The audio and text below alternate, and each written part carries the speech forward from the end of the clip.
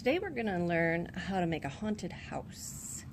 And the way it begins is you have a piece of white paper. You can make it go either way. I prefer to have it go this way and have it be a taller house. You start off with pencil, and you're going to need crayons.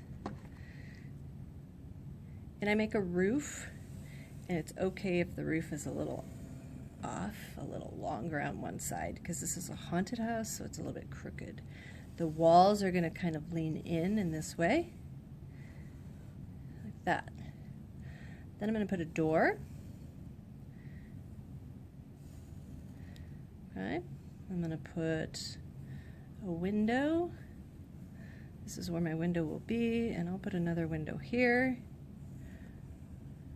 Okay. I'm going to make a bush, and I'm going to put a jack-o'-lantern over here.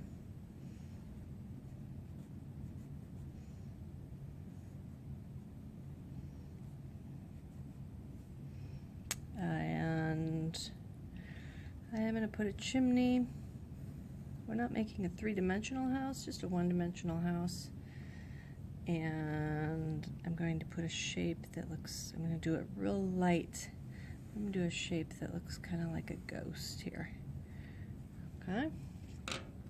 Now, we're going to make a door that looks like it's open.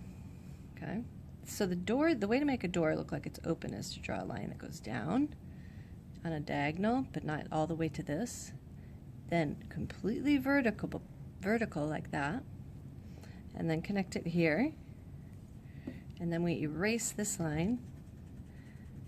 And we have a door. Here's our doorknob. Okay. Now I'm going to put some cracks in my window. I'm going to put some window panes. And I'm going to show just a couple of cracks in my window so that it looks, they look broken. Okay? Now, I'm going to decide on the colors of my house, and I don't want to do, I want to do a dark color, but we are going to be using watercolor over this and make a crayon resist, it's called, crayon resist picture. And so I'm going to have to press really hard with my crayon. Crayon is made of wax, and if we paint with watercolors over this, the wax and the water will not mix together. The wax will keep its color, and the watercolors will fill in the spaces that were not colored. But the parts that were colored have to be colored hard with wax, with the crayon, not light. Okay?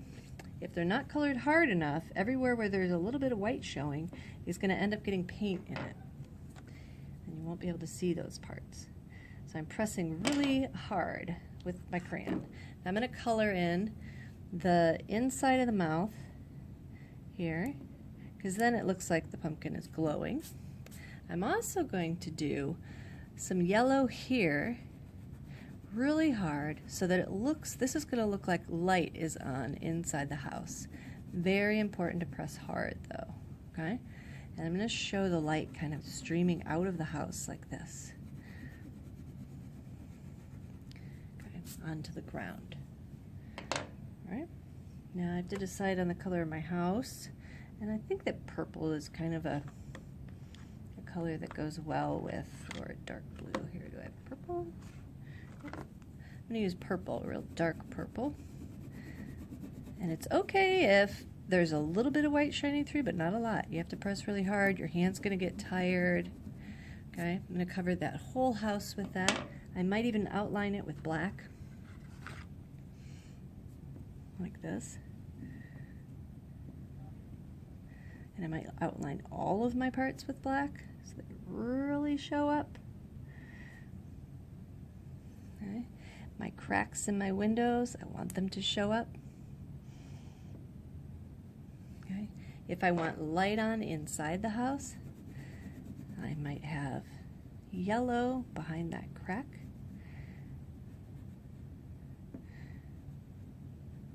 And I might want my window panes, I want my window panes to show up. So I'm going to do that. Might even show where it looks like a piece of the glass has fallen out. Okay.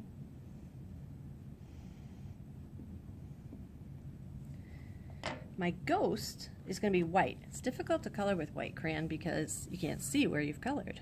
But you have to press extremely hard if you want this ghost to show up. And I'm going to leave his eyes just like that so that the paint will actually fill in where I don't color. And I have to stay in the lines and somehow just remember where I colored. Now I have my color part of my picture done. I colored my ghost with white, and I'm actually going to make a mouth for my ghost here.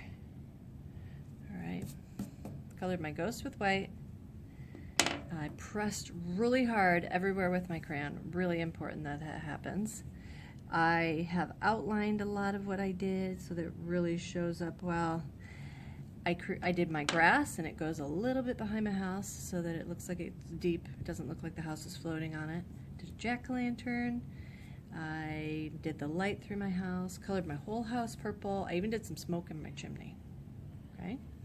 And I have the yellow inside my pumpkin so that it will look like it's glowing when it's done. Then I have a cup of water with my brush.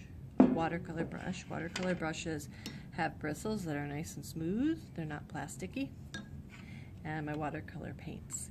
And I'm going to use a blue. Actually, I take that back. I'm going to use the black because this is going to be at night. The way that you use watercolors to start is to drop water in the color that you want, and you let it soak in. Okay, you have to wait a minute and let it soak in. And I'm only using the black. All right, now it should be just about ready. You're going to use with this a lot of water with the paint. So not just paint. You're going to have to dip in the water often. You are going to paint right over your coloring, and all those little white spots are going to get filled in. But it'll look like nighttime. So I take my brush and I go right over. I dip in my water again and in my paint again, and I go right over my house. Everywhere where I did not stick enough wax down with the crayon is going to get some paint stuck in it. But that's okay, because on the house it's going to look a little bit like it's raining on the house. My ghost will really show up.